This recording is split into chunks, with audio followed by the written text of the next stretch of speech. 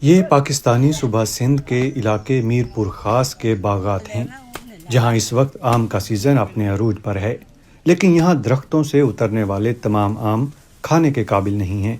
شدید گرمی اور ماحولیاتی تبدیلیوں کی وجہ سے کسان پریشان ہیں۔ اس سال یا اگلے سال یا اس سے پچھلے سال تک ایک ہاپر کی بیماری آ رہی ہے، دوسری تھرپس۔ یہ جو دونوں بیماریاں آ رہی ہیں یہ جلدی میں کنٹرول کر جاتی ہیں پورے باغ پہ، پھر ہم سپرے کرتے ہیں اور مال بھی کی ایوریج کم ہو جاتی ہے۔ ہاپر بھی تباہ کر لیتا ہے، وہ مارکیٹ میں بھی مال اچھے طریقے سے نہیں بکتا ہے۔ پاکستان میں ہر سال تقریباً 18 لاکھ ٹن آم پیدا ہوتے ہیں، لیکن بدلتے موسم کی وجہ سے پیداوار مسلسل کم ہوتی جا رہی ہے۔ زرعی ماہرین کا بھی یہی ماننا ہے کہ صوبے میں آم کی گھٹتی پیداوار کے پیچھے سب سے بڑی وجہ ماحولیاتی تبدیلیاں ہیں۔ موسمیاتی تبدیلیوں نے کئی بڑے چیلنجز کھڑے کر دیے ہیں۔